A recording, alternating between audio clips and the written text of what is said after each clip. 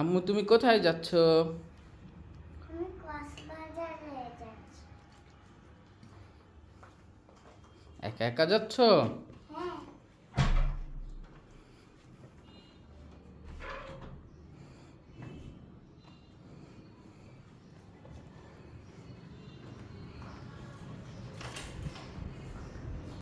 অনেকেই আমাকে জিজ্ঞেস করে আমার বাসা থেকে কক্সবাজার কত দূর, কয় ঘন্টা লাগে, কিভাবে যেতে হয়, অনেক রকম কোশ্চেন। তো আজকে আমার টুকটাক কাজ ছিল কক্সবাজারে, তাই ভাবলাম যে আমার যাই এবং সাথে আপনাদের জন্য একটু ভিডিও বানাই। আমার বাসা থেকে আমরা বের হয়েছিলাম 12টার সময়। বাসায় সব কাজ করে রান্নাবান্না করে আমরা বের হতে হতে একটু সময় লেগে যায়। রাস্তায় খুব ভালো লাগছিল, রাস্তার দুপাশ দিয়ে জারুল গাছ, সোনালু, কৃষ্ণচূড়া ফুটে ছিল, অনেক ভালো লাগছিল রাস্তার মাঝে মাঝে দেখতে এগুলো। আর আমাদের এই সাইডটা পুরো গ্রাম টাইপের। এখানে একটা চেকপোস্ট পড়ে যেতে, মরিচা চেকপোস্ট, আমরা সেটা পার হলাম। তার দুপাশ দিয়ে দেখতে অনেক ভালো লাগে, চারপাশ সবুজ হয়ে থাকে, মাঝে মাঝে কিছু পাহাড়, অনেক ভালো লাগে দেখতে।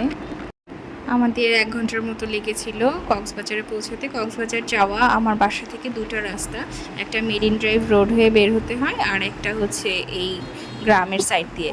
আমরা কক্সবাজারে পৌঁছে গেছি।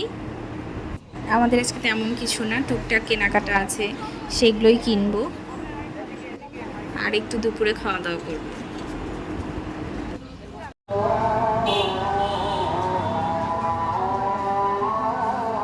উখিয়াতে সব কিছু পাওয়া যায় না, তো মাঝে মাঝে আমাদের কক্সবাজার আসতে হয়। কক্সবাজারটা দূর হয় দেখেই আসতে আমার যত কষ্ট লাগে। এখানে এসে একটু পার্লের জিনিস দেখছিলাম, এগুলো দেখতে আমার খুব ভালো লাগে। আমি একটু দেখলাম টুকটাক কিছু কেনা যায় কিনা, তাই দেখছিলাম। এই পার্লের আংটিগুলো ওরা বলে যে গ্যারান্টি আছে।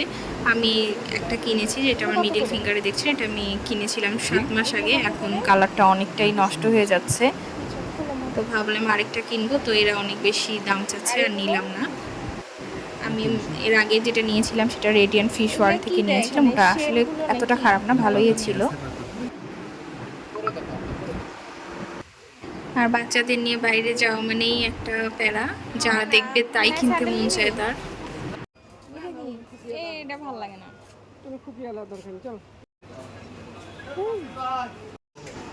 এখানে চটের ব্যাগগুলো দেখছিলাম, ভালো লাগছিল। অনেক সময় অনেক ভিডিও করতে পারিনি যে ব্যাগগুলো ছিল। আর এখানে পার্লের এই মালাগুলো দেখলে আমার খুব ভালো লাগে, তাই আমি একটু দেখছিলাম, দাম করছিলাম। তো আজকে যেহেতু কেনার মতো চিন্তা ভাবনা করিনি, তাই শুধু দেখে গেলাম। আমাদের বেডশিট কিনতে হবে, তাই আমরা এই সমবায় সুপার মার্কেটে গেলাম যে বেডশিট পাওয়া যায় নাকি। আমার কিং সাইজের বেডশিট লাগবে, যেটা আমি কোথাও খুঁজে পাচ্ছি না, সব ছোট ছোট হয়। ফাইনালি আমরা বেডশিট পেলামও না, সো ফিরে আসলাম। এখন আমরা যাচ্ছি খাওয়া দাওয়া করতে, দুপুরের লাঞ্চ করব।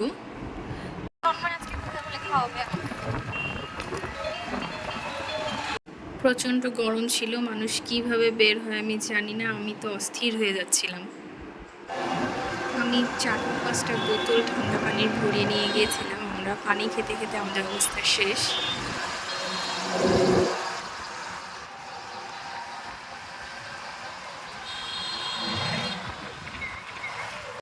ফাইনালি আমরা চলে এসেছি তাজদারের কাছে। আমরা আজকে তাজদারে লাঞ্চ করব। সবাই বলে তাজদারের খাবার অনেক মজা। আপুরা যখন এসেছিল তখন আমি বাসায় পার্সেল নিয়ে গিয়েছিলাম খাবার। খাবার ভালো ছিল, বাট অভিজ্ঞতাটা পরে বলবো। এখান থেকে সমুদ্রটা খুব সুন্দর করে দেখা যায়। আমরা সমুদ্রের কাছাকাছি চলে এসেছি। এখান থেকে সবসময় দেখা যায় না অতটা ভালো করে, কারণ অনেক বড় বড় বাস থাকে চারপাশে। আজকে বাস নেই কেন আমি জানি না, কিন্তু এই জন্য সমুদ্রটা ভালো মতো দেখা যাচ্ছে। আজকে বিচের পাড়ে যাব না, কারণ বাসায় বালি নিয়ে যে পরিষ্কার করা আমার খুবই বিরক্তিকর একটা কাজ মনে হয়। এখন দূর থেকে সমুদ্রকে হাই হ্যালোটাই আমি করে থাকি, আমি খুব কম বিচে যাই। যে আমরা রিক্সা থেকে নেমে গেলাম, নামে এখন যাচ্ছি তাজদারের ভিতরে।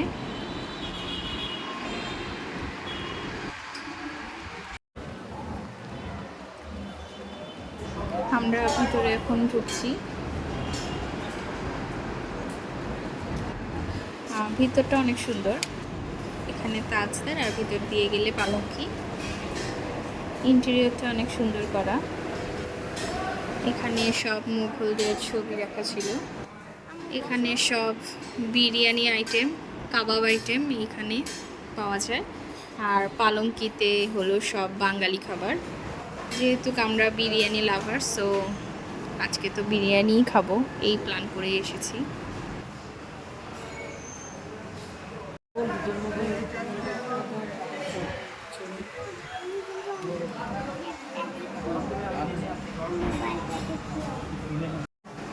এখানে কিছু সেট মেনু ছিল, তন্ময় সেগুলো চুজ করছিল যে কোনটা নিবে। এখানে কাবাব আর বিরিয়ানির নামগুলো আমার খুব মজা লাগছিল দেখতে।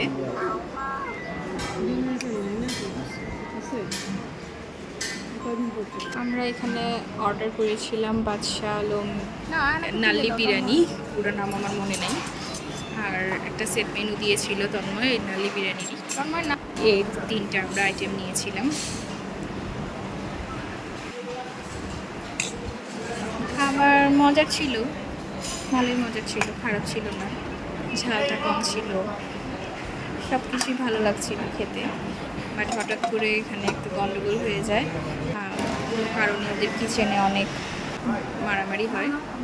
ওরা সার্ভিস ঠিক মতো তখন আমাদের দিতে পারেনি এবং পরবর্তীতে ওরা সরি বলে যে ওরা কিছু প্রবলেমের জন্য এটা হয়েছে। অবশ্য এখানে লোকজন কম ছিল, সবাই পালঙ্কিতে যাচ্ছিল। এদের আজকে এসি খারাপ ছিল, এগুলো ব্যাপারে আমাদের খুব সাফার করতে হয়েছিল, যে কষ্ট হচ্ছিল খুব গরমে।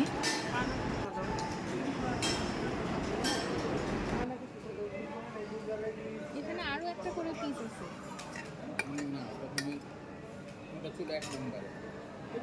এইটা তাহলে তোমার।